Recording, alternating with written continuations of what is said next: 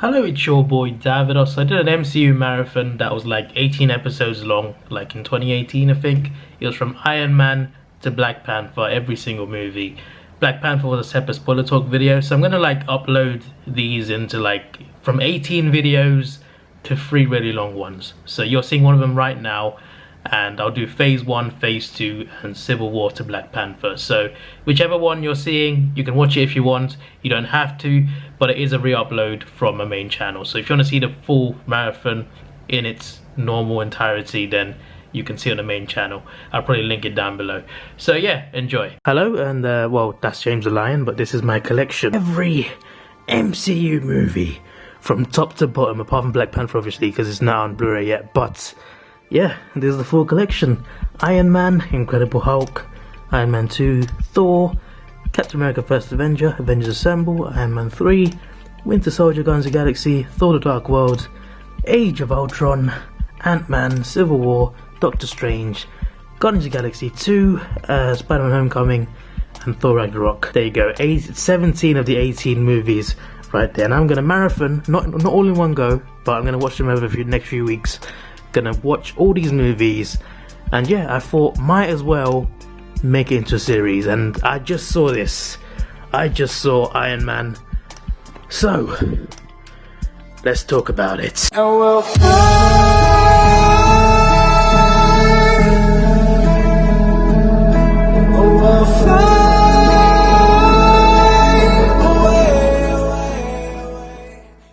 Yes, I'm keeping my voice down because it's midnight and I just watched Iron Man and I want to record these videos straight after I see the movie. Here's how it's going to work. After each movie, I'm going to make a video talking about the movie and talking about when I first saw it, talking about the movie, what happened in the movie, what I thought of it, was it good, was it bad, and yeah, just talk about the MCU in general. 2008 was an epic year for superhero movies. The Dark Knight was amazing, and in the same year, the birth of the MCU Iron Man. If this movie failed, we may have not had an MCU. You know, a lot relied on this movie, and they really nailed it. This was one of the best solo movies in the universe in MCU, even now, and for me, it is the best origin story in the MCU, even now. Now, I remember seeing this as a kid. I'm 22 now, so 10 years ago. I was 12 years old when I watched this movie. I watched it in the cinema with, I think, with my mum. At that point, I just didn't expect it to be such a success, you know. I didn't even know it was going to be Universe, first of all. Like, I didn't know it was part of the Universe until Avengers Assemble. So until then, I did not know that they were going to cross things over. Had no idea. But yeah, I just remember just really enjoying the movie. Really enjoying the movie. Even though I knew nothing about the universe, before this movie, I did not know Iron Man. I didn't know Iron Man. I didn't know Captain America. I didn't know Thor. Okay, believe it or not, it's true. I knew the Hulk because I saw his old movie, 2002 I think it was. Sometimes I look back and think, how did I not know them? But then again, I never read comics. I never read comics, superhero comics, so I wouldn't have known. Everything I know was from the movie. It's like, I knew Superman, I knew Batman, I knew Spider-Man, I knew the Hulk, because I grew up with their movies. I knew the Fantastic Four as well, because I grew up with their movies. I didn't read any comics, so my knowledge was limited at the time. Back to the movie, just so good. If I was gonna rate it, 9 out of 10, definitely. I give nothing a 10, by the way, so 9 out of 10 is a very high rating. Just gonna say this now, there will be spoilers, so if you somehow haven't seen it, then I apologise, I guess. First scene in Afghanistan, I think it was. That was an interesting start, because he is someone who sells weapons to the US military, weapons for war in the Middle East, etc. And yeah, getting kidnapped in Afghanistan and building that suit to get out. Oh my god, that scene when he first builds that first big suit, that scene when he's fighting everyone off, that was so badass, wasn't it? That was just his escape from the cave. That was badass. The funniest part of that was get his arm stuck in a cave in some blocks, right?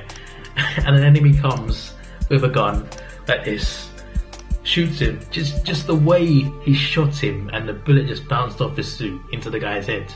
That's just straight up karma. The friend he had in there, what's his name? Yinsen. That Yinsen death was it was rather sudden, but I kind of wish he lived. All that experience from Yinsen and escaping the cave made him realize that he can offer more to the world than offering weapons of destruction. You know, he can do more than that. But obviously, he's not just doing it for that. He's also doing it to use his tech instead to build Iron Man suits. And for Mark II, the Silver Mark II, the test flight was just... It was just such a cool scene, and did it with the theme song as well. I don't know why they got rid of that, because Marvel, if there's one thing they're lacking, well, one of them is villains, but the other thing is theme songs. They don't have any iconic theme songs apart from Avengers. Ant-Man is really good. It's not really iconic yet, but it could be in future. Ant-Man is really good theme song. Avengers, iconic. This Iron Man's theme song and Iron Man 1, it's up there in the top 3. Right, and they just stopped using it. It was also good to see Phil Coulson. Obviously, he died in Avengers, although he didn't die because there's a TV show called Agents of S.H.I.E.L.D. that's 4 seasons in, and he's still alive in season 4. So there's that.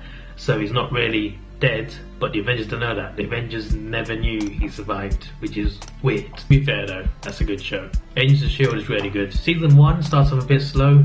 2 is okay, but 3 and 4, bro, he is a brilliant. It is one of the best Marvel shows. But then eventually he gets his final suit, Mark III, the red and gold suit, and it's just like the test flight earlier. It was just so cool to see him finally suit up, and it was just awesome.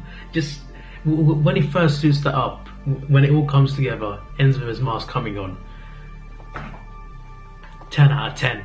That scene is a 10 out of 10. Okay. I know I said I don't give anything a 10, okay? It's a 9.8 out of 10, how about that? After he suits that up and goes to the Middle East to save some refugees, that is also like one of the coolest scenes in the movie. Obviously for a long time he was selling weapons to be used in the Middle East, but this time he was going there to save people there from terrorists and stuff, and it was just... generally just a really cool scene. Just when he took out that tank as well, that was awesome, and the fight with the jets. So yeah, then there's Obadiah. Not much to say on him. I mean, I guess I understand his motives. He wants the company, basically, and Stark wants something else, and Obadiah doesn't agree or whatever. Marvel seems to like doing movies where the hero fights an evil version of themselves. Think about it. Iron Man, Incredible Hulk, Ant-Man, Doctor Strange, Black Panther. It's a recurring theme in a way. It's not a bad thing though, because each time they do it differently. Obadiah is Obadiah. He's not a good villain, so what could I say? The final battle was good, although I do prefer the first two big battle scenes before that. That escaping the cave scene, and when he goes back to the Middle East to fight in his Mark III. Those were the 2 best action scenes, in my opinion. Every Marvel movie has a good action scene, to be fair. Even the bad ones. Every single one has at least one good action scene. But yeah, those 2 scenes in the Middle East, for me, were better fight scenes than the final battle. The final battle was still cool though. Watching it for like the 5th, 6th time, after seeing all the MCU, it felt a bit short, but maybe because I'm so used to longer fights in the MCU, in the newer movies. Obviously, it's always going to feel short, but it's rightly paced, and yeah, an epic final battle with an epic ending. And then it of course ends with him saying he is Iron Man, which is rather crazy. I mean, I certainly thought that when I first saw the movie. I was like, why would you tell him that? What are you doing, Tony?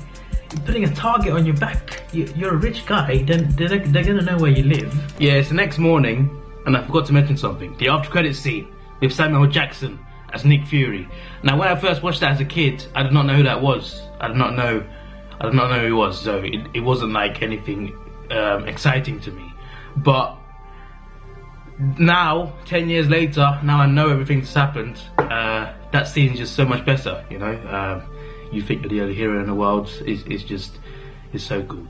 It's so cool. Start of the universe. Anyway, back to the video. That is the end of this episode. So we've done Iron Man. I don't know how that's staying up, by the way. That is some magic there. But now it's time to review The Incredible Hulk. A lot of people hate this movie. A lot of people hate it. I don't hate it, but it's definitely out of place, and it's the MCU movie that I've seen the least. I've seen every other MCU movie more than this one. Although I don't think it's the worst one though. I watched this, well, this came out a few months after Iron Man, so in the same year. Can't remember what month it was, but I think I was still 12 or 13. I was 13 in August that year, so depends on when it came out. But yeah, Incredible Hulk. I watched it in the cinema as a kid, just like Iron Man, and yeah, I think at the time I was okay with it. And I'm still okay with it. I don't hate it, but I don't think it's a good movie. I just think it's watchable at least. But what I also realize is that this movie is very forgettable. Like, for example, the opening credits, like the way they did the opening credits, like with the animations and with the flashbacks, and just with the green lines going along. That was just like, when I first saw it, I don't remember that. I think this movie is quite forgettable at times, because I don't remember the opening credit sequence, because it was quite cool to look at. It kind of reminded me of Modern Warfare 2. Anyway, it starts with that factory. He loses blood. He's in hiding, obviously. He's run off. He's in hiding. And then he loses blood. It goes inside a bottle. It gets shipped over to the USA. Stan Lee, in his cameo, he drinks it, and then eventually General Ross, he finds out where Bruce Banner is, goes after him, then you get a long chase scene. But there is one thing I noticed. When they got in the factory, like, Hulk talks, like, before Thor Ragnarok, I always thought that the only words he said was Hulk smash. I was convinced that the only two words he could say was Hulk smash. I didn't read the comics or anything, so I don't know if Hulk could talk. I had the subtitles on, just in case there's any references that I missed, so I had the subtitles on just in case, like, if I missed anything. And when the chase scene was happening, I didn't pay attention, obviously. I wanted to see the chase scene. But then Hulk says, "Leave me alone." But he says it quietly. And it's subtitled. And I'm like, wait, what? He said more than two words in this movie? Obviously, he sees this Hulk thing as a disease, basically. He wants to get rid of it, Bruce Banner. He wants to get rid of it. Whereas General Ross, the antagonist, he wants to make it into a weapon. He needs his blood, etc., to turn it into a weapon. But Bruce Banner, he just wants to remove it. And he's talking to Mr. Blue. Before he meets Mr. Blue, you get that massive battle at the university, which was, well, when he turns into Hulk, it was quite a cool battle. And then it ends with that helicopter takeout. That helicopter takeout was brilliant. Not gonna lie, that was probably the most badass part of the movie from the Hulk. That was like, he's just flipping through his shields, and the helicopter's down. And he saves Betty Ross, of course. I forgot her name, but I typed it out, so I do remember. But yeah, his love interest, of course.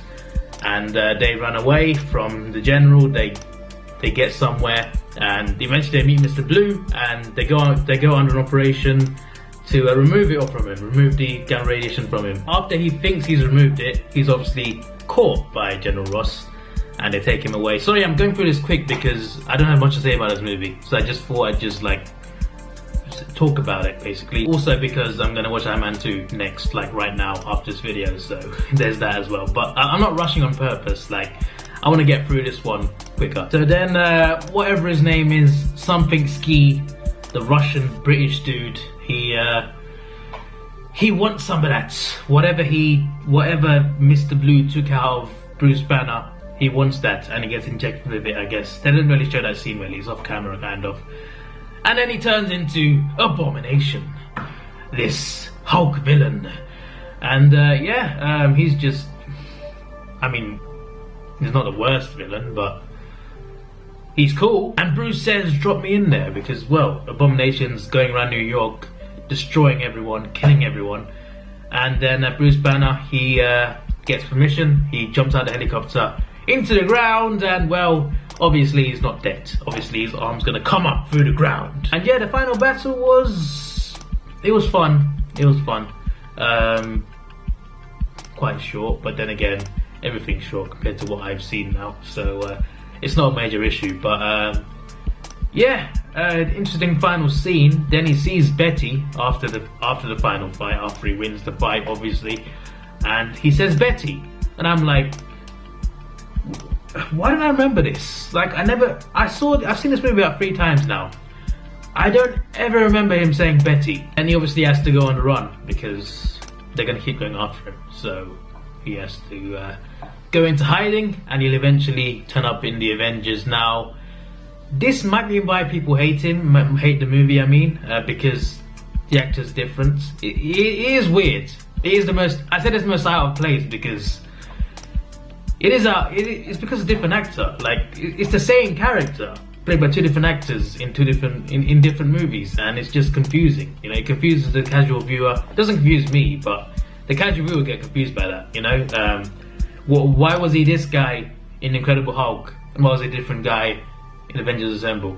Although to be fair, it is an improvement. Mark Ruffalo is a much better Hulk, but still, it is really weird. What happened to Betty though? I should probably look it up. And then you get the end scene. It's not after credits apparently, because I think I remember it's after credits, but on the DVD, it's the final scene of the movie.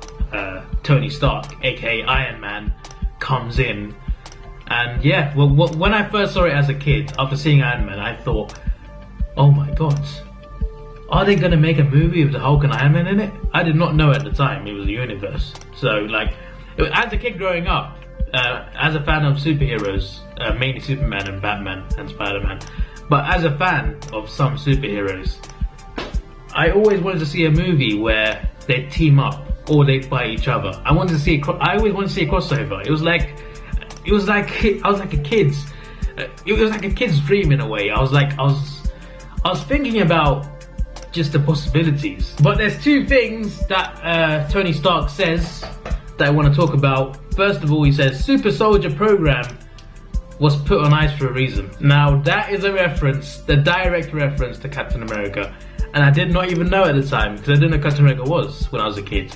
So I was like, I didn't pay attention to the line obviously because I didn't know what it meant. But now seeing it, I realized, okay, so that's what he meant. The other reference is, what if I told you we're putting a team together? And yeah, it's probably referencing to the Avengers putting a team together. But what if it's not?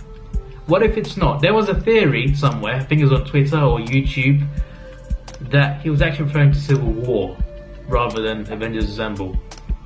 Think about it for a second. You have to ask Kevin Feige about that. But yeah, that is the end. 15 minutes this has been going. I feel like it's been shorter. I'll probably like shorten it down anyway.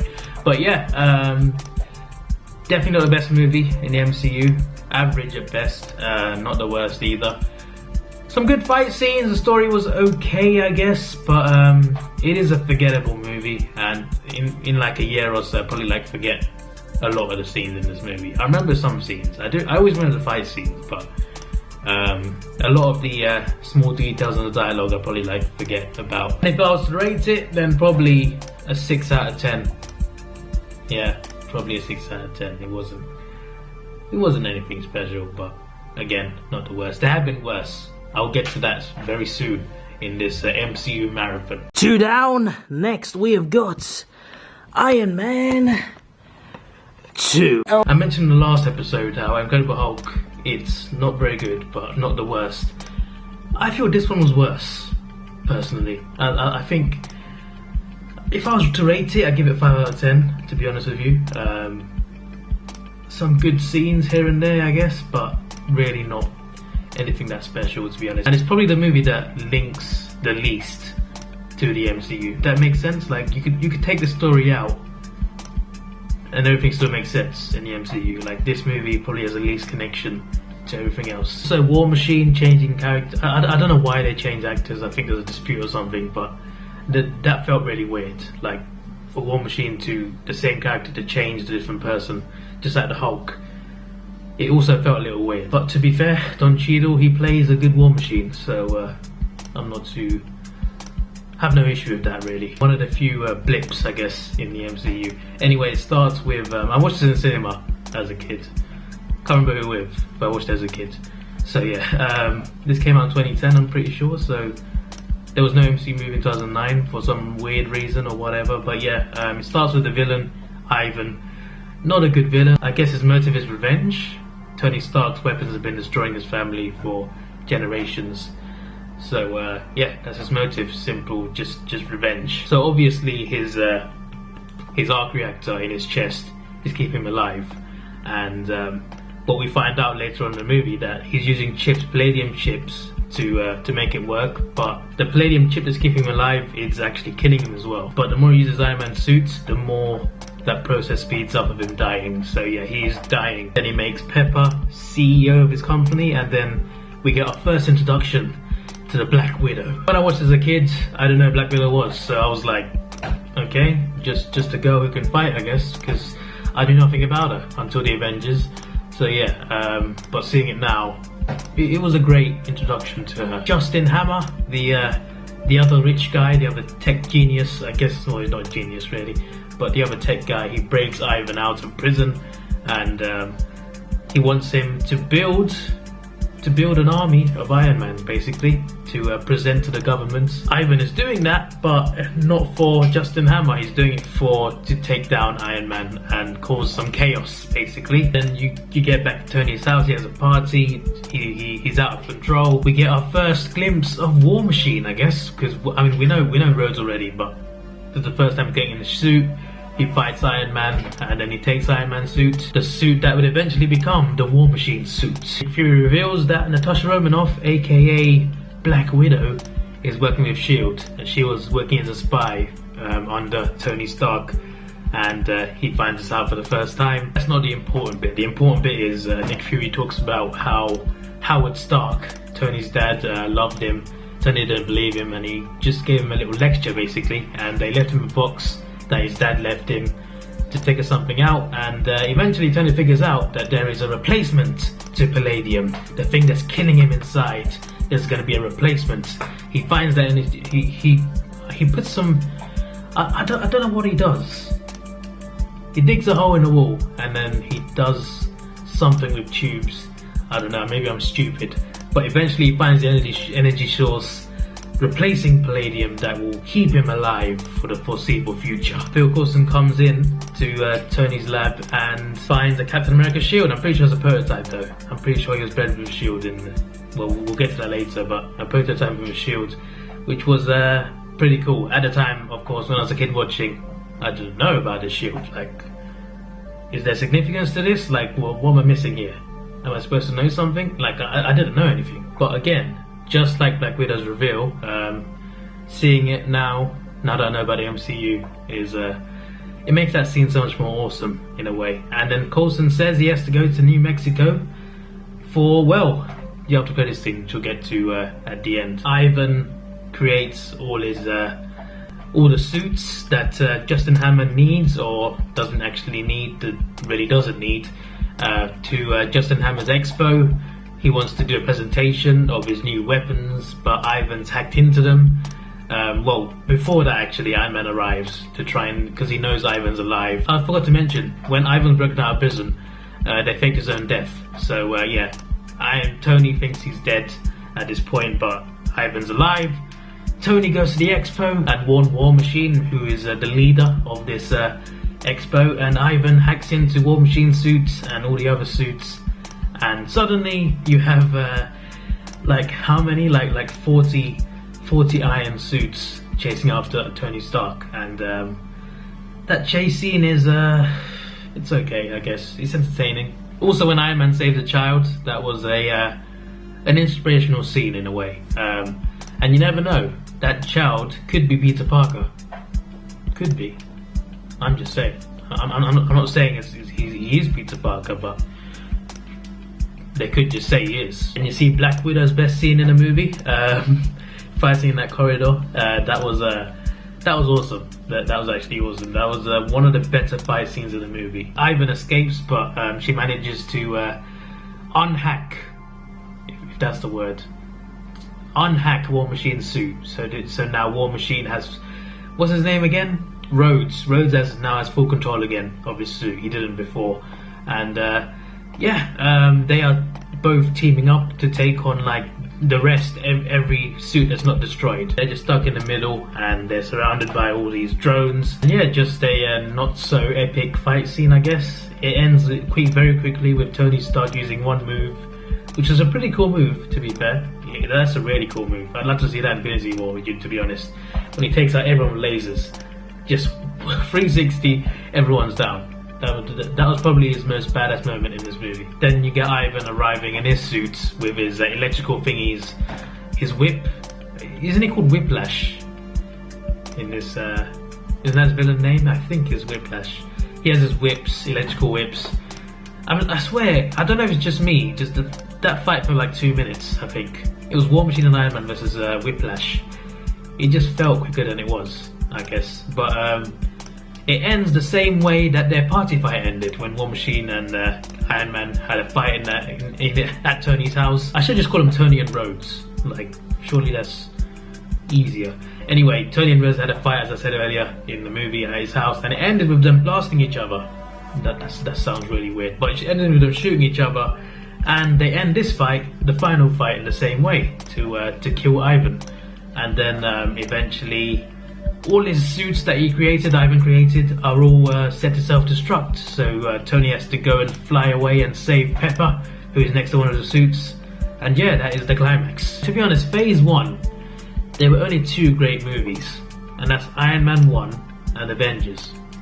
That's it, in my opinion. I mean, Captain America was fine, but I'll get to that in a future video. But yeah, just Phase 1 was definitely the weakest part of the universe for me. Definitely the weakest part. It definitely improves from there. Like Phase 1 and 2, they both have their bad movies and their great movies. Phase 3 is, well, every movie is good in Phase 3, so I can't wait to get to that part of the marathon. But yeah, this movie just wasn't very good. But at the same time, I don't hate it, because I love superhero movies. Even the bad ones, I will watch again. Like, I would even watch Suicide Squad again, even though it's really bad. Why? Because Deadshot was good. Harley Quinn was good. And that's my thing about superhero movies. It's my favourite category of movies, and I just love them. And even the ones that I don't like, even the ones that are bad, I sometimes watch again and again, because I like certain parts of it. I like certain characters, or just some scenes in the movie. You know, that's why I like Transformers, because Transformers movies, there's only been one good movie, the first one. The rest are bad, but I enjoy most of them because I like the fight scenes. I go back again and again for the fight scenes. You know, there's always an element somewhere that makes me want to go back. Even when it's a bad movie, I still want to go back and see it. Even though I know it's bad, I still want to see it again. I'll probably see Iron Man 2 again at some point. You know, that's just me, I guess, with superhero movies. You know, that's just me. But yeah, 2 more scenes that I forgot to mention. The Avengers Initiative scene with Nick Fury. Evaluation: Tony Stark not recommended. Well, eventually you find out in Avengers that he is he's not recommended, but he becomes part of the team anyway. So yeah, doesn't really mean much really, but still good to see that scene. Obviously at the time, like mentioned before, Black Widow and other stuff, I didn't know about the MCU at the time, so when I saw that scene as a kid, I don't know what's going on, but now obviously I know. And then you get the next the after credits scene, which was awesome. I will always remember that scene. That was one of the best after credits scenes. One of the best. Like, it didn't show much, but it showed enough to make you excited. Like, Phil Coulson arrives in New Mexico and he says, "We found it," and it's Thor's hammer. How awesome is that to reveal Thor in the universe? Although at the time I didn't know, of course, I was a kid, I didn't know about his hammer. I didn't know about Thor, I didn't know about the character Thor, but yeah, just it was awesome how they did that. It was really awesome. And I will talk about Thor when I see it, because it's the next movie in the universe. Episode 4 is Thor. So Thor, the movie came out in 2011. Now, believe it or not, I did not see it in the cinema.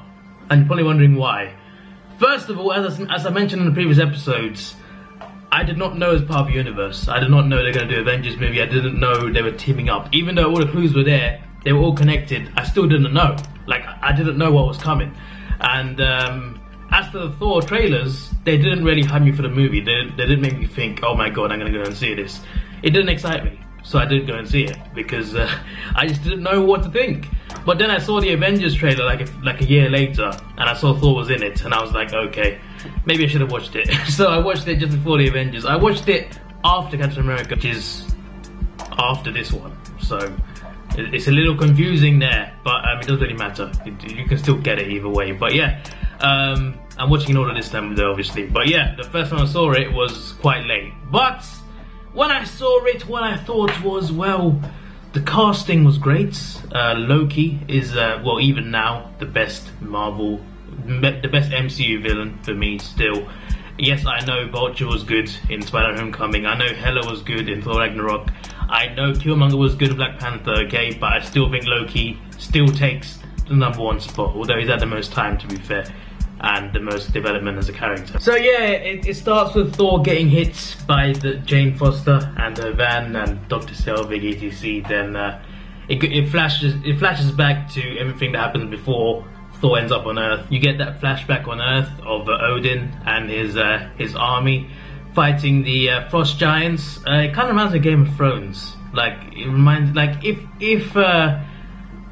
the White Walkers in Game of Thrones fought against Golden Company, that's probably what it looked like. Obviously, Odin tells the story of that battle to Thor and Loki when they're kids. There's a truce between the frost giants and the Asgardians at this point, so there's no war, but Thor talks about, as a kid, he talks about going to war, going to battle, and Odin tells him this. He tells him a wise king never seeks out war, but he must always be ready for it, which is, well, in those times, kind of true in the olden ages of Earth and on Asgard. So Thor's about to be declared king, but then the frost giants attack, let in by Loki, which you find out later. But sorry, the battery ran out, I got cut off there, but where was I? The Thor's about to be declared king, and the frost giants, they break in to try and steal, well, what is it called? Whatever their weapon's called, that frost giant weapon, whatever that's called, they try and steal it. They're let in by Loki, which you find out later on that Loki let them in. But yeah, the destroyer, that big metal thing, stopped them from taking it. So Thor is not king yet, wants to go and fight them, wants to go and fight the frost giants. But Odin is having none of it. They're just arguing about it. There's still a truce in place, and Odin's mentioned how they've not succeeded, they're not taking anything, everything's okay. Thor's like, no, we have to go down there, and yeah, they have a disagreement. And against Odin's orders, Thor, with his friends, who I can't name apart from Lady Sif, I know her name, apart from that I can't really name them, Thor and his friends and Loki, they go to Jotunheim, where the frost giants live, to attack them. And Heimdall, he lets them go because he wants to know what the frost giants want, so he lets them go against Odin's orders. So they ask the frost giants, wait, how did you get in? How did you get in? And they mention traitors. There are many traitors in Asgard, and well, we later find out that Loki was actually the traitor the whole time. But then the battle sequence starts. It was a cool battle. That's all I can say about it. Loki in the middle finds out he actually has, like, he's actually frost giant secretly. Odin stole him. I'll get to that later. But yeah, he kind of like, he's fighting someone, then he's got blue skin for a second, and he's like, wait a second, am I one of them? That's not what he thinks, but but he probably thought that. He probably thought, wait a second, why am I like this? But yeah, you get that battle, of course, and Thor takes out that monster, which was a pretty cool takedown. Then Odin comes and saves him. The truce is broken because of Thor, and they have a heated argument, obviously, and Thor calls him an old man and a fool, and Odin says, yes, I was a fool to think that you were ready to be king. He banishes Thor from his power, and then he banishes him to Earth, and then he banishes the hammer as well. He lets the hammer go. Before that, he says, before that, Odin says, I don't know the exact quote, I should know because I just heard it, but whoever is worthy of that hammer shall possess the power of Thor. So yeah, whoever's worthy, whoever can lift it up on Earth will be worthy. And you get to see a scene of people trying to lift it up, and it just doesn't happen. It just doesn't happen. No one can do it. And then comes, for me, the best scene in the movie. Definitely, for me, the best and most emotional scene in the movie. The scene of Loki and Odin. So Loki's trying to steal whatever the Frost Giants. What is it? What is it called, that weapon? Whatever the Frost Giant weapon is called, that big box thing. Loki's trying to steal it. Odin stops him.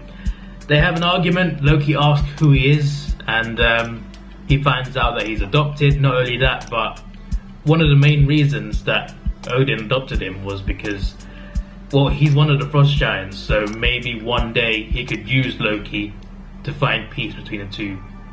To find eternal peace, basically. Eternal peace, is that the right word? To find peace between Asgard and Jotunheim for good. And Loki finds that out, and yeah, he... well, I can't remember every line, obviously, but it's a very emotional scene. Loki goes mental, and Odinson, he collapses. So yeah, that is a very touching and emotional scene. By far the best scene in the movie. By the way, if you want to know my thoughts on the movie, I'll mention that at the end. I usually do it at the start. I forgot to do that. I'll do it at the end, okay? So yeah, I'll mention the script first, talk about that. And obviously great job to Tom Hiddleston for that scene as well. He literally nailed it. I don't know if you guys know, but Tom Hiddleston, he auditions for Thor. He auditioned for the hero of the movie.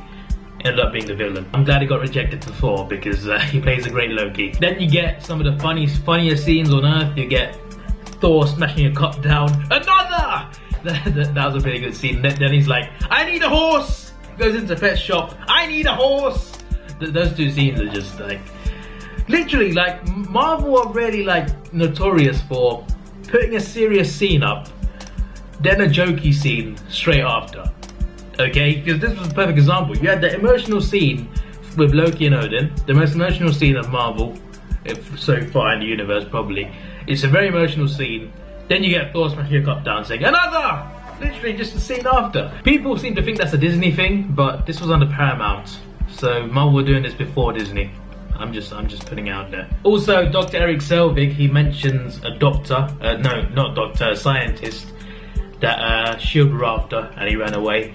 I'm pretty sure that's a reference to Bruce Banner, aka the Hulk. So I didn't notice that before, of all the times watching it, and now I do. Did a bunch of subtitles, because I put subtitles on just in case there's any references, and I got that. So that was a pretty cool reference. Forgot to mention the Iron Man 2 off-credit scenes when Coulson finds Thor's hammer. That scene, of course, is in this movie, of course. It was connected, and somehow I didn't know until the Avengers movie. Am I stupid? Probably. So then S.H.I.E.L.D. have surrounded the hammer. They're trying to examine it. Thor tries to break in, and for the first time, we're introduced to Hawkeye. Hawkeye is there watching over the S.H.I.E.L.D. facility. He wants to shoot Thor. Coulson tells him not to, well, he doesn't tell him not to, but he tells him not to fire yet. But yeah, that's well, it's a 2-minute introduction, but it's fine. You get to see him for the first time. You get to know that Hawkeye is in the universe, so that's pretty cool. Obviously, when Thor breaks in, he gets to the hammer. He can't lift the hammer. He gets arrested by S.H.I.E.L.D., of course. Loki turns up, not for real though. He turns up as an illusion, I guess. Loki tells Thor that Dad's dead, but he's not dead. He's in Odin's sleep. He's collapsed, yes, but he's still alive. So he's lied to him there, and he tells Thor that Loki is now the king, that Mother has banished him for good, which is all lies. Well, Loki is king at this point, to be fair, so at least that's true. Loki goes to Jotunheim after this. Then I'm skipping some scenes, I think. I'm not going to talk about the whole movie, but I'm talking about the main parts, obviously, like every episode. Why am I mentioning that? But Loki goes to Jotunheim. We find out for the first time, he's revealed that he is the traitor. Obviously, like, you kind of figured that out already, but still, you finally find out. He cuts a deal with them to get them to come to Asgard. It's all part of his plan to become king. Well, he is king, but for his reign to continue, basically. So Loki tells Heimdall when he comes back from the Frost Giants, Jotunheim, that's what I should say. When he comes back to Jotunheim, Heimdall figures out, he's kind of figured out by now that it was Loki that was the traitor. And Loki just, well, he orders him to not let anyone out or in through the Bifrost. But in a few scenes later, Heimdall lets Thor's friends go to Earth through the Bifrost, disobeying Loki's orders, even though he's technically king. But obviously Heimdall realizes what Loki's done, so he's trying to help Thor get back to Asgard to save the day. Loki obviously sees what happens, and he goes and freezes Heimdall, releases him of his duties basically, and he's just frozen there, just standing there on the bridge like this. Loki obviously then sends the Destroyer, the big metal thing, which, well, how does that thing even work? I know it's magic, but still, it's really it's a powerful thing. That's what I'm saying. If you could control it, it would be crazy. It would be crazy. But yeah, the Destroyer is sent to Earth to kill Thor, basically, to destroy. So then after a bit of destruction, Thor walks up to the Destroyer, talks to Loki through the Destroyer, and he says, whatever I've done to wrong you, I'm sorry, brother, but these people are innocent, and just take my life, spare everyone else, and be done with it. So the Destroyer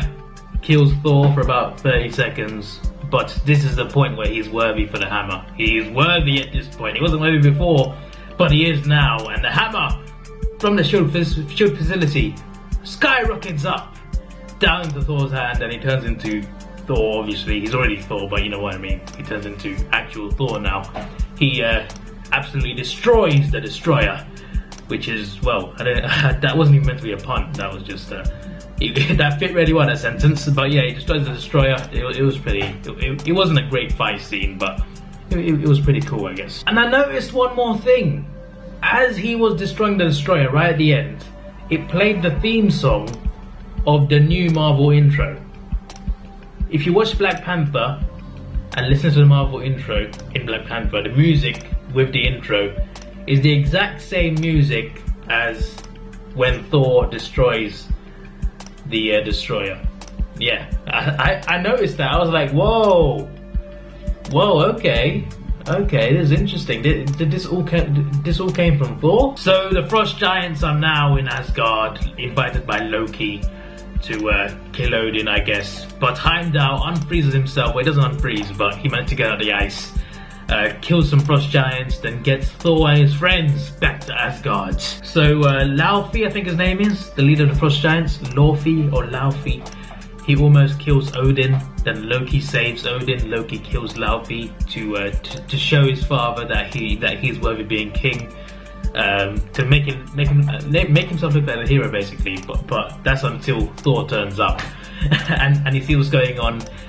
He exposes him basically, and they get into this final battle. It was a really cool, well done final battle. It was quite short, to be fair, but still, it was pretty cool. It was pretty cool. It was a well-developed villain against a well-developed hero. Some great development for both characters in this movie. Obviously, Thor starts off as someone who's very cocky, very misguided, and Loki starts off as Loki, and then Loki finds out about, you know, who he really is, and Thor, well, his experience on Earth makes him realize, well, makes him change as a person. So yeah, they're both changed in certain ways, in different ways, of course, but yeah, two well-developed characters in one movie facing off, and yeah, as I said, it was a cool fight until we get to the moments where, well, Thor wants to destroy the bridge. He wants to get the bridge destroyed. That's the only way, because Loki has set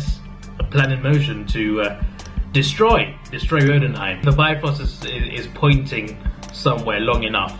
It will start destroying it will start destroying whatever it's aimed at. So it's destroying Jotunheim. Loki says Thor can't stop it. Thor finds a way after their battle. He leaves his hammer on Loki's chest, which is quite funny, but he knows that he has to destroy the bridge to stop the Jotunheim from being destroyed. Thor went from, at the beginning, wanting to fight the people in Jotunheim to saving them, which was character development, I guess. But yeah, he destroys the bridge. Loki tries to stop him, but he doesn't. The bridge is destroyed. It means he can't see Jane again, which, well, it's not true. He turns up in Avengers. How does that happen though? Has that been explained in Avengers? I don't know if it was, because when he destroyed the bridge, I'm sure that meant that he couldn't see anyone anymore. But he turns up on Earth in Avengers, so I need to look that up. How does that... Is that a plot hole? I hope it's not. I hope it's been explained. So yeah, the bridge is destroyed, but Thor and Loki are about to fall into an abyss, and Odin saves them both. But Loki he lets go. Obviously, neither Odin or Thor wanted to happen, but Loki lets go. If I watched that movie, when I watched it, I would have thought Loki died, but he didn't actually die. He obviously turns up again in the after credit scene, first of all, and of course the Avengers. I'm assuming he lands where Thanos is. It could be a reasonable explanation, right? He falls from the bridge, he lands wherever he lands, and Thanos happens to be there for some reason, and Thanos hires him to go to Earth and try and take it over, I guess. It makes sense, right? It probably makes sense. So yeah, that is pretty much all there is to talk about. There's a few scenes after, but that's basically about it. And then when the credits start, the credits are quite cool. The actual, like, the start of the credits, the visuals are actually like really cool. But yeah, then you eventually get to the after credit scene. One after credit scene, of course, right at the end of the movie. Nick Fury is there, and Dr. Selvig meets Nick Fury, and Nick Fury introduces Dr. Selvig to the first Infinity Stone that shows up. I think it's the first one, unless one turned up in Iron. I don't think one turned up in Iron Man. I think it's the first one that showed up. I'm pretty sure it's the Mind Stone. Yeah, the Mind Stone. I should research that more often. Like I should know what stone is what. But yeah, the blue Mind Stone.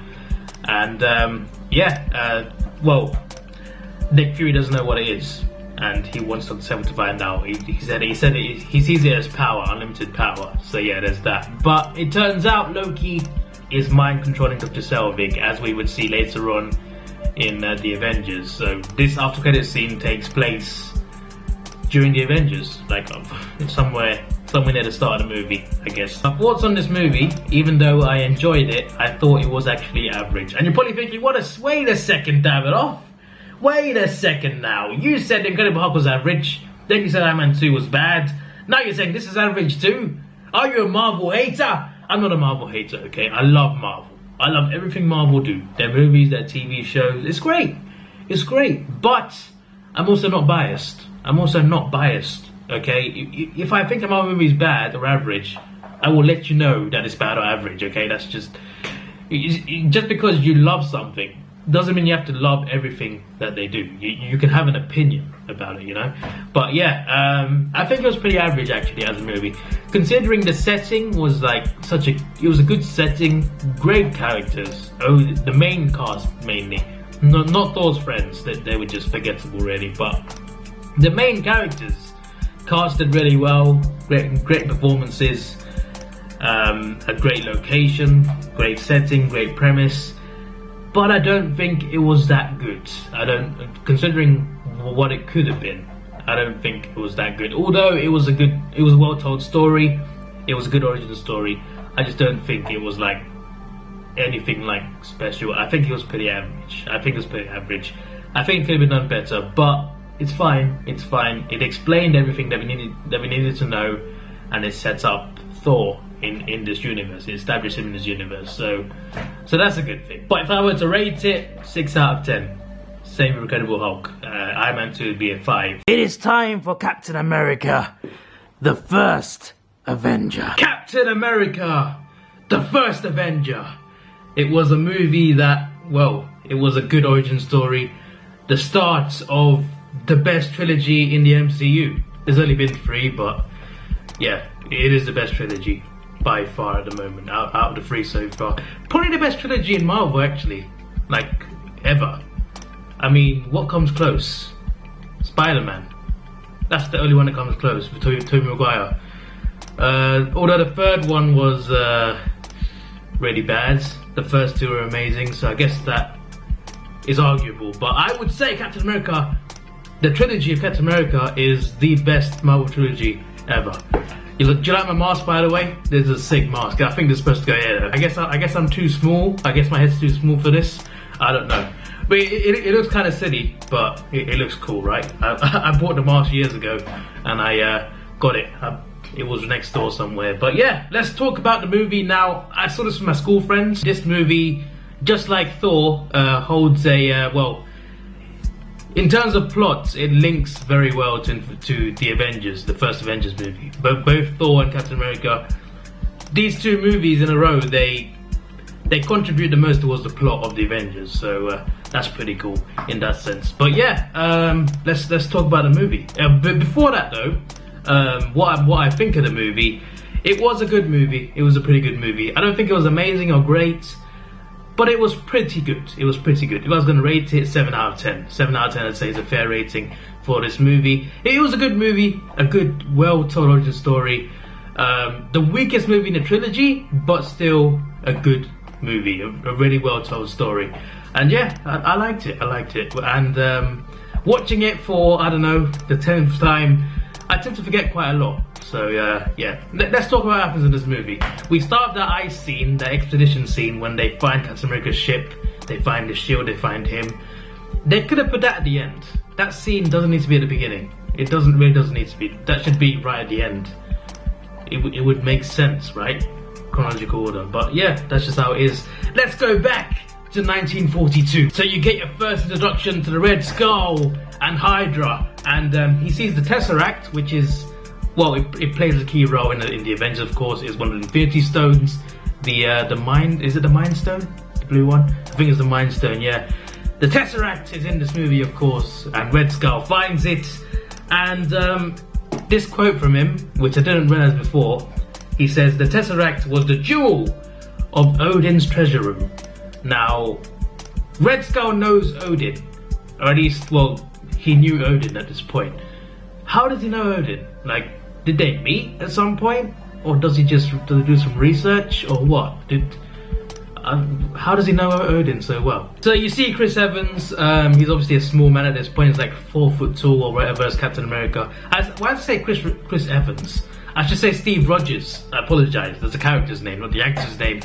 It's so weird to see Chris Evans' face on a small body. It just looks so weird now. It didn't before. When I first saw it, I don't know who the guy was, so I didn't really know much about it. But damn, it just looked so weird to have that head on that little body. It was just, I don't know. It just looked really weird. But yeah, he is a person who wants to go to Germany to fight the Nazis.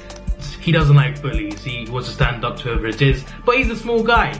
They won't let him in. He just doesn't possess what a man should have to go and fight in World War II. And then you see him have an argument at a cinema. He takes a fight outside. He keeps getting knocked down, keeps getting back up, and he's like, I can do this all day. That scene is iconic.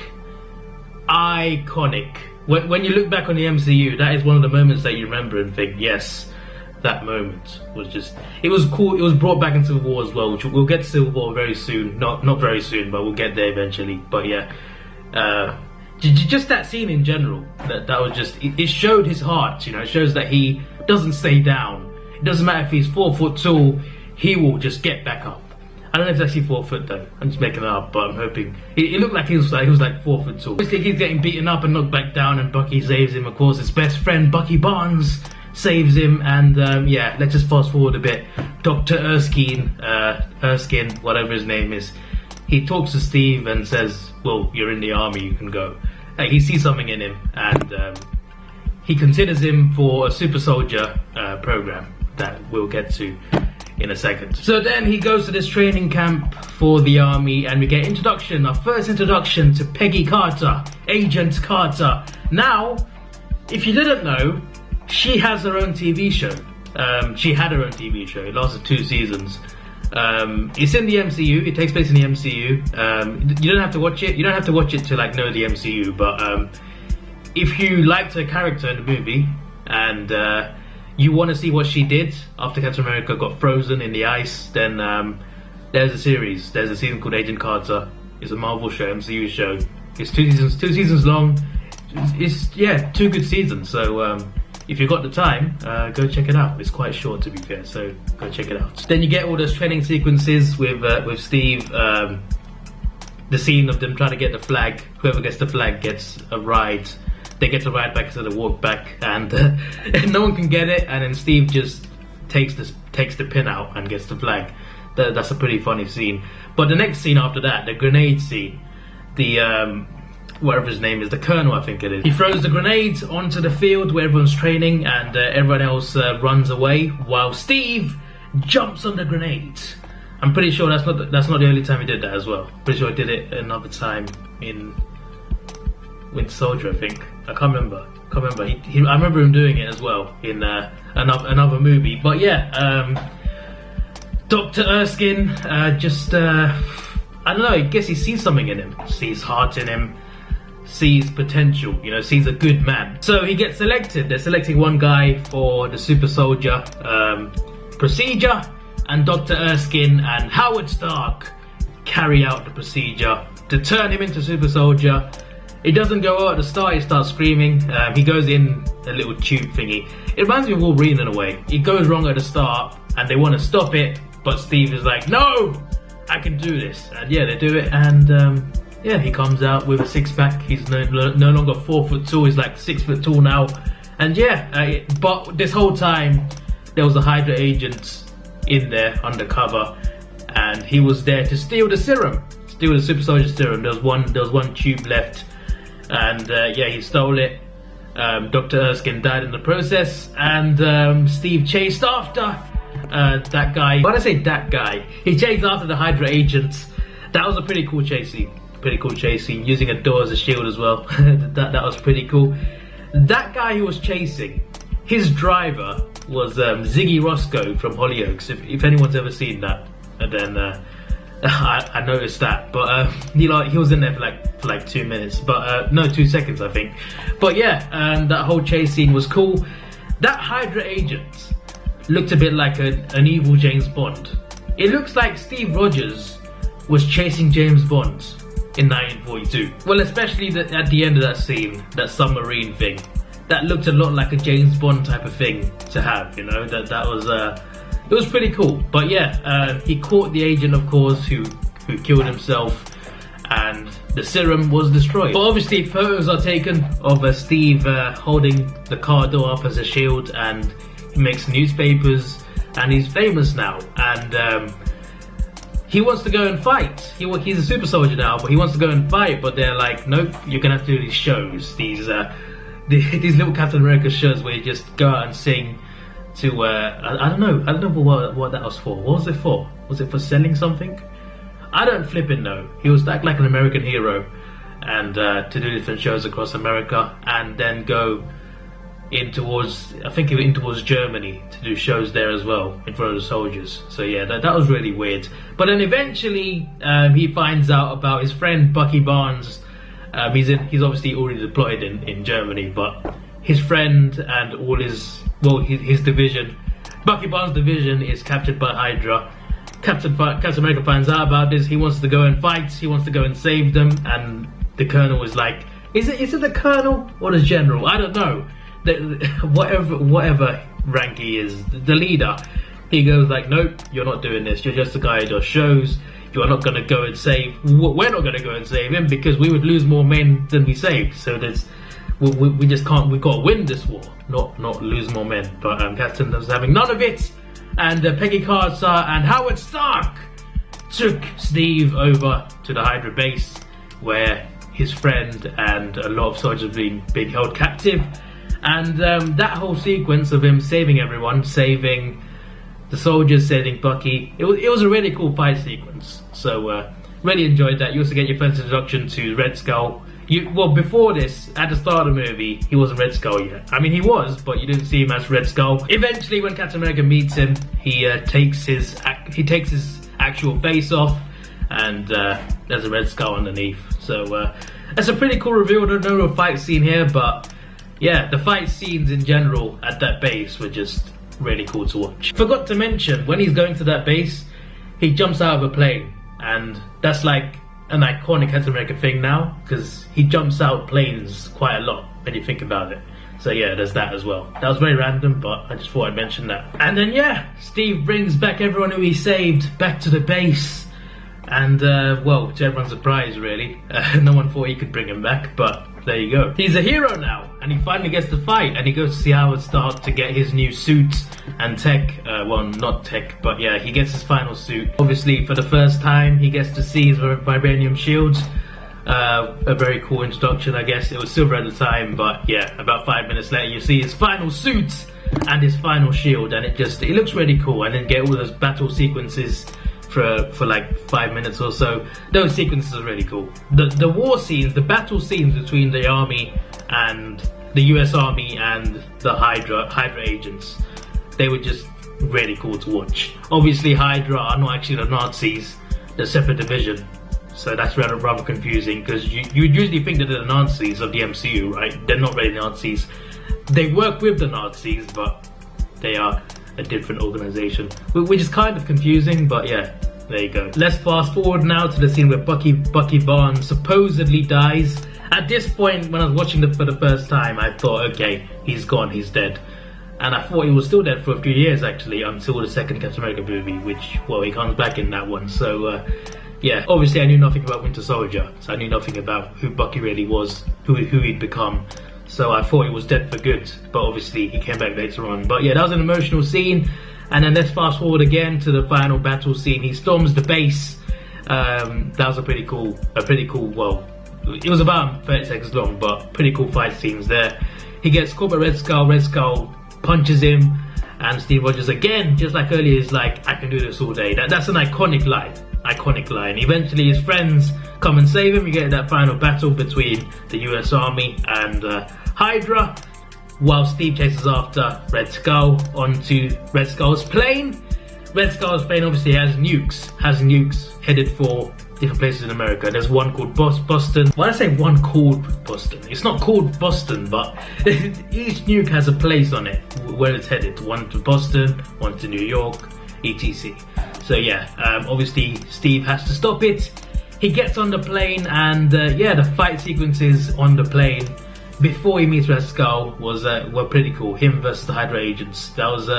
Those were pretty cool fight scenes. And then you get to the scene with Red Skull. Not the greatest final battle, but yeah, it does what it does, I guess, and it ends with the Tesseract taking the Red Skull's life. I don't consider him the greatest villain. I don't think he's a great villain, but I guess he was quite scary. Had the element to him, but yeah, his death was rather sudden after all of that. But yeah, it was like he fought Captain America for like a minute and then got killed by Tesseract.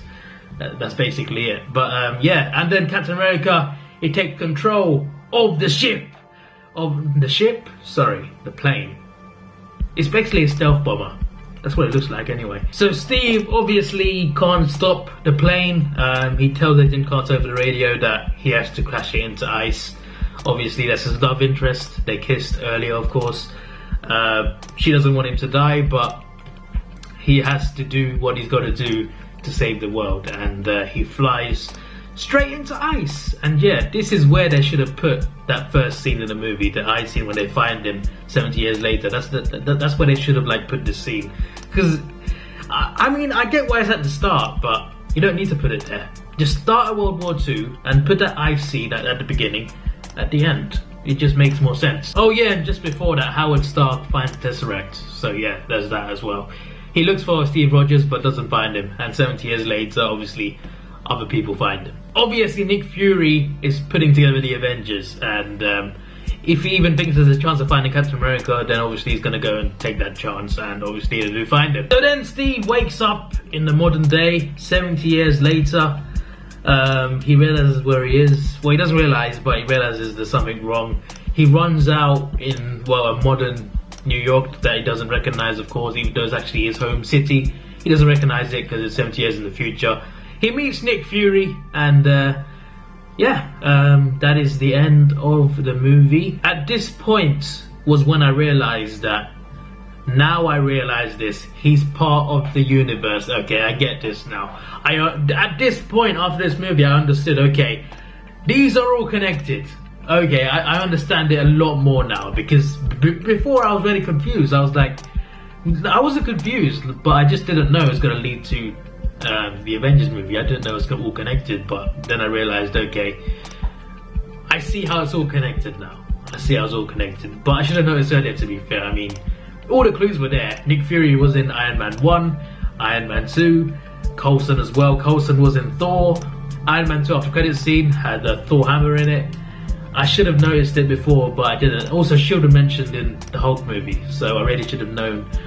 But yeah, I didn't know. But at this point I knew. And yeah, the credits were cool, by the way. Visually, the start of the credits were like, they're really cool, really well put together. And then the after credits scene is of course a scene from the Avengers, Captain America punching a punching bag, obviously, because, well, that's what he'd be doing in a gym. And then Nick Fury comes in and he mentions that, well, Captain America says, "Are you here with mission, sir? Here to get me back into the world?" Nick Fury says, "I'm here to save it." Obviously, he's referring to putting the Avengers together to save the world from a threat, which is Loki, who's actually working for Thanos at this point. But yeah, I think it's really cool how it links everything, though. How everything links together. How they spent 5 movies building up to the big moment of Avengers, and Avengers came out and it just banged. Everyone went to watch it. It was great. It was great, and I can't wait to watch it next. Avengers Assemble. I remember really enjoying it, and every time I watch it, it just gets better. It's just a really enjoyable movie. You know, just really good. So well put together. Some really cool action sequences, especially the last battle was just unreal. And yeah, just an all-round amazing movie. You know, not the best MCU movie, but arguably top 5. Arguably top 5. There have been really good ones though, like Winter Soldier, Guardians of the Galaxy, Civil War, a few others too that can be and will be considered better than this one. Ragnarok as well, that was a great one as well. But this was still a great movie, and this was the movie that put the MCU on the map. You know, it put everything on the map. This was the culmination of Phase 1, and it really paid off. It was brilliant. I'd give it a 9 out of 10. Actually, 8.5. 9 is too nice, I think. But it was a really well put together movie. It's not perfect, but no movie is perfect. But for a superhero movie, this was just like really good. Before I watched it though, on the DVD, on the menu, they play the Avengers theme song, and it's so iconic, and it just gives you goosebumps. So I didn't press play. I just had to like sit there and listen to it like a few times on loop, because it's just such a cool theme song in it. I would play it, but it could be copyright, so I would refrain from that. So it starts with the other. The other is that small guy who talks for Thanos. Thanos is in presence. He's talking to Loki. The guy's called The Other. I don't know why he's called The Other. I think it's a silly name personally, but he's talking to Thanos. You can't see Thanos yet, of course. We don't know who he's talking to at this point, which is well, he gets to reveal later on in the movie. No, actually after credit scene. But yeah, he's talking to Thanos about Loki, about giving him a weapon, a scepter, and an army to conquer Earth. And The Other tells Thanos that the world will be Loki's, and the universe will be yours. He will be part of your rule. And yeah, that was quite a chilling scene. Obviously, when I first saw it, I didn't know who Thanos was, so it didn't give me any chills or anything. I didn't really know what was going on.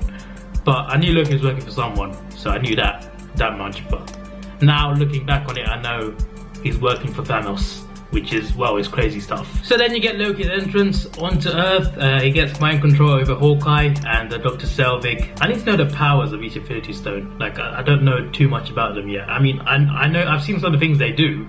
I've seen the purple one in Guardians. I've seen what the red one does. But I need to know the names and what their powers are. You know, I know the Time Stone. I get that, versus time. That one's simple. But I need to do a bit of research before I see Infinity War. But yeah, he's got mind control over Dr. Selvig and Hawkeye, and Dr. Selvig obviously is smart, and he's smart enough to, well, Loki needs him. Loki needs him to figure out how to unlock, I guess, the Tesseract, to blast a ray, sky beam into the sky to let the Chitauri, aka Thanos' army, into Earth. You get that epic chase scene, of course, out of the SHIELD base at the start. Then you get the introduction to all the Avengers apart from 4. Good introductions. And then you get Captain America on a plane. And Coulson explains to him that, what does he say? I got the quote right here. Banner, he was talking about Bruce Banner. Banner thought gamma radiation might hold the key to unlocking Erskine's original formula. So Erskine's formula, he was a character, of course, in Captain America First Avenger. His formula for Super Soldier Serum, which made Captain America. Banner was trying to replicate it, and ended with the Hulk. So I didn't know that before, but Yeah, I know that now. So I don't know until now. I didn't know until I just saw it. So I probably should have known that because I've seen it multiple times already. I never noticed that quote. So then you get Loki's scene with the other. You get a scene in the middle, and the other tells him that if you fail, Thanos will come and find you. There is no corner that you can hide in. And yeah, obviously Loki takes that very seriously. He wants to succeed. Obviously doesn't as we get towards the end. But yeah, then you get that scene in Germany where Loki tells everyone to kneel. Captain America stands up to him. And well, Iron Man comes in and saves the day, captures Loki. And then, well, they're transporting Loki back to helicarrier. And Thor comes on the ship. That just sounds wrong. He doesn't come on the ship. He lands on the ship. Okay, let's just stop getting inappropriate here. He lands on the ship, takes Loki away. Iron Man chases after him. Thor and Loki get that scene together. Thor wants to take Loki home, but Loki's having none of it. He wants to take over the world. He's obviously taking. He's obviously listening to Thanos. He's obviously taking orders from Thanos. Thor doesn't know this, but yeah, he's obviously. No, he obviously doesn't want to go back to Asgard at the moment. Even if he wanted to, he probably wouldn't do it. So I mentioned in the Thor episode that well, Thor destroyed the bridge, so he can't go to Earth. How does he go to Earth in the Avengers? Well, Loki says something in this scene. He says, "How much dark energy did your father use, Odin use, to bring you here?" So they use dark energy, whatever that is. Am I supposed to know what that is? I should know what that is. I don't know what it is, but I guess that explains it then. They use dark energy to bring Thor down. What is dark energy? I don't flipping know. But Iron Man interrupts. Iron Man doesn't know which side Thor is on. And they're about to fight. Iron Man's like, "Doth mother know you were her drapes?" That's a it's a pretty funny line. Then they start fighting. It's a pretty cool fight. It's a cool fight scene, I can tell you that. Then Captain interrupts. Tells Thor to put the hammer down. Thor, of course, is having none of it. He wants to smash Captain America's shield, and yeah, obviously doesn't smash it. He creates a massive force field around them, and this whole time Loki doesn't run away, and it takes them a little while to figure out that he wants to be caught. They should have known this already. Like, if he didn't run at this point, surely they should have known that he wants to be caught. It took him a bit too long to realize that, but yeah, there you go. They caught him, put him in that pod thing, which if he tries anything, that pod will go straight down, plummeting down to Earth, probably killing him. So you get all these scenes in a helicarrier, just all these separate scenes, interrogation, little arguments here and there, and it leads to just one big argument between all the Avengers. Like, they're all in this room, they're all arguing with each other. Captain America wants to fight Tony for whatever reason. Right, Captain finds out that Nick Fury wants to use the Tesseract to make weapons. Tony finds out too. Natasha's backing Nick Fury. Bruce Banner is wondering, why are you doing this? Why do you want to make weapons out of the Tesseract? That's not the right thing to do. And they're just arguing, imploding. And while that's all happening, Hawkeye, mind controlled of course, and Loki's crew of mind controlled people, they attack the helicarrier, and yeah, you get that whole battle sequence. Banner turns into the Hulk, which is obviously not good. When Banner turns into the Hulk on a flipping ship in the air, that's never a good thing. An engine is down, two engines are down. Captain and Iron Man work together to get an engine back up and running so that they can stay in the air, and it's all just chaos. And all the Avengers are occupied, and while this is happening, flipping Hawkeye and his crew, it's easy for them to just come in and get Loki out and to attack, really, because all the Avengers are occupied. Hulk has turned into the Hulk. He's not fighting. He's just trying to fight anyone that attacks him, which is just scary stuff. Captain America and Tony are trying to save the ship, so they can't help. And then who you got? You got Natasha, the last line of defense. To be fair though, she does get Hawkeye back into his normal self by banging his head on a pole. Actually, I skipped too far forward there. I just remembered Hulk is about to kill Black Widow, then Thor interrupts, and Hulk and Thor have a fight. That's a pretty cool fight. If they were in Civil War, that'd probably be the best preview that you'd get if they were in it. That'd probably be if they were on separate sides, because they would be, right? Because if they're both on the same team, that team would win, surely. But yeah, I guess if they were in Civil War, that's what it might look like, I guess, a fight between them. But yeah, it was a pretty cool fight. And just after that, Obviously, Loki tricks Thor into the pod that he was in, and the pod falls with Thor in it. He kills Coulson first, of course. He doesn't actually kill Coulson, but Loki kills Coulson in this movie. He's supposedly dead, but it turns out in a TV show, an MCU TV show, Agents of S.H.I.E.L.D., he's actually alive. He's actually the main character, Coulson. So yeah, I do recommend that show, by the way. It's really good. Season 1 is a bit slow, but it improves as the time goes on. And season 3 and 4 are just amazing. 9 out of 10 at least. Those are brilliant seasons. Season 5 is good as well. It's currently ongoing. But yeah, it's a good TV show, so go check it out if you got the time. And obviously Hulk is he's lost now. He's off the helicarrier. He's just dropping into the ground. Obviously he survives, but he's gone. He's trying to take out a plane, of course. A plane attacks him, tries to take it out, falls out the sky. And well, Thor is in the pod that Loki was in. Loki releases him. The pod is just plummeting down. Obviously Thor escapes. So yeah, all that is before Black Widow knocks out Hawkeye. So I sort of like sped up too fast there. And then you get Coulson, well, as he's dying, which he doesn't actually die, but as he's dying in the movie.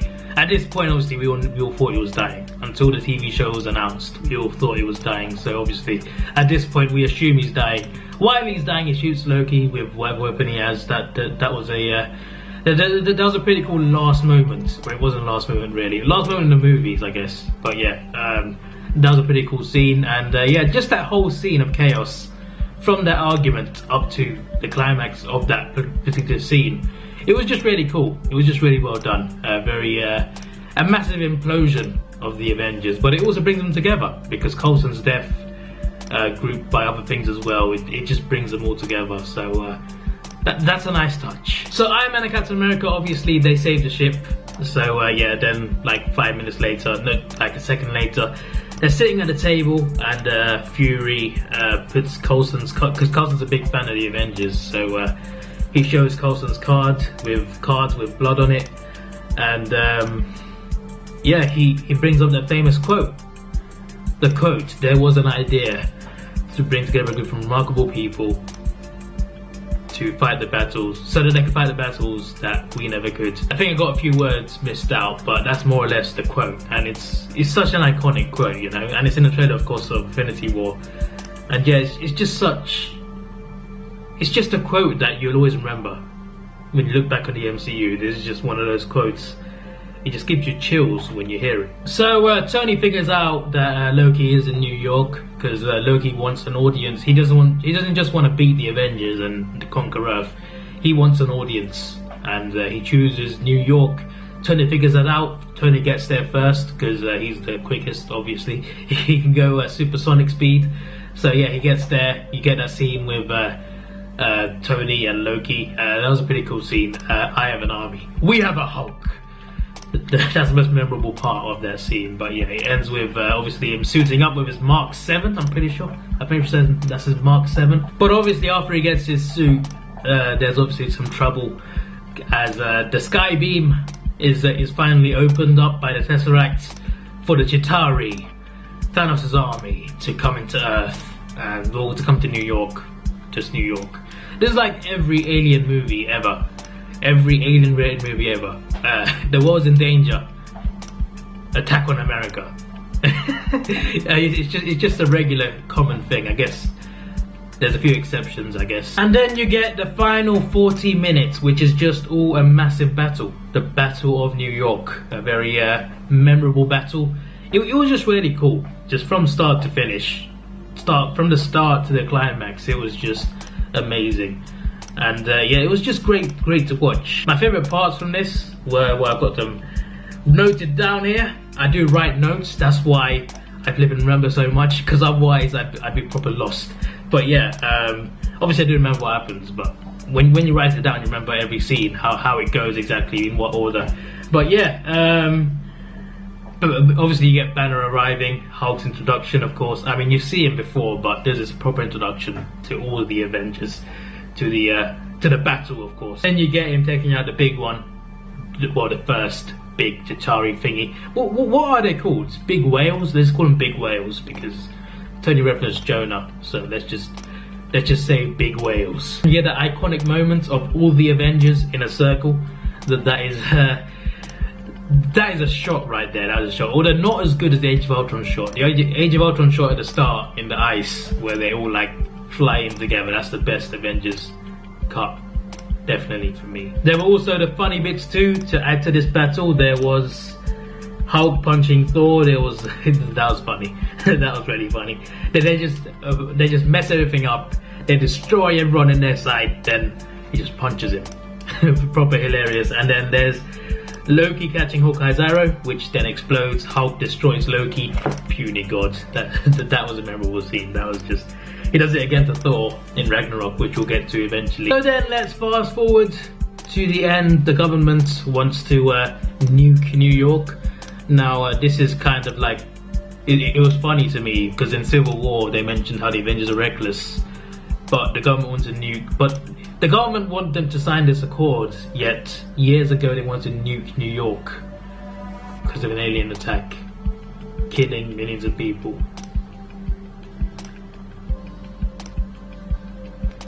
Anyway, it's a good thing they fired the nuke because Tony used that nuke to destroy the Chitauri ship, and the Chitauri all die just like that. They're all connected somehow, and the ship is destroyed. I'm guessing that's the energy source, I think. Obviously, Stark's in space. He passes out in space, but he manages to do well. Black Widow closes the portal with Loki's scepter, and as she's doing that, Tony Stark's body, well, his armored body, just about sneaks back into Earth, but he's obviously unconscious at this point, and Hulk saves him, and well, he still could be dead at this point. Obviously, he doesn't die, but Hulk roaring wakes him up, and yeah, he mentions, well, they won, of course, and he mentions eating shawarma. Obviously, Loki is caught, and well, they all go their separate ways. Thor's taking Loki back to Asgard, of course. Tony and Banner leaving together, although Tony doesn't go with Banner. Does he drop Banner off somewhere? Where does Banner go before Age of Ultron? Because he can't get his own movie. If you didn't know, Universal owns the rights to Hulk, and Marvel need their permission to make a Hulk movie. That's why you don't see a sequel for Hulk. But what they are allowed to do is use Hulk in other movies. That's why you see him in Avengers 2, in Infinity War, in Thor Ragnarok. They can use him in other movies, but they can't make a Hulk movie because Universal won't allow it, and that is it's just really weird. Like, they let you use it, but they won't let you do a Hulk movie, but you can use him in other movies. That's just weird. They won't make money. Like, the MCU is a massive thing now. Like, do Universal not want part of that? Like, they not want. I mean, they could get a decent amount of money from a Hulk movie. Just why wouldn't you do it? I just don't get it. And then you get the two off-credit scenes. The first one is the more serious one, obviously Thanos' reveal. Now, obviously, I don't know who he was. Did some research afterwards, but at this point, I had no idea. Like, who is this guy? I mean, he's obviously powerful. Loki's been working for him, but who is he? And yeah, after some research, I knew who he was, and yeah, a preview, I guess, to Infinity War, in a way, because, well, he wanted Loki to take over the world for him. Loki couldn't do that. Ultron couldn't do it. And obviously now he wants to do it himself, not just the world, but the universe itself. The guy is powerful. The guy is very, very powerful. Anyway, yeah, the second after credit scene is the shawarma scene. They're all eating shawarma. I'm assuming that happens before they all go separate ways. So, yeah, there's that. But yeah, that is it. That is all. This was your boy Davidoff. Oh yeah, what am I doing out already? But yeah, as I said, final thoughts. Just an amazing movie. The battle sequences were just amazing. Good story, great villain.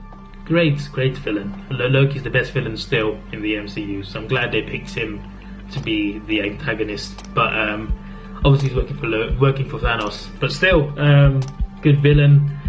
Good characters, perfect casting, by the way, for every character really.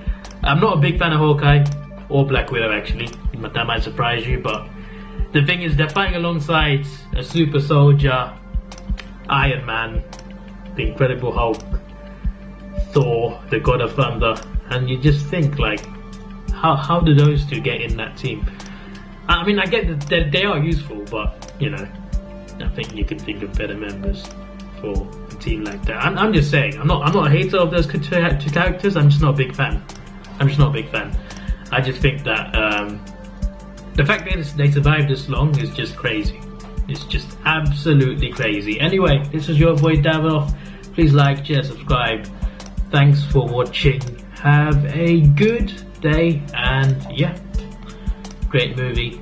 Can't wait for the rest of the MCU. See ya.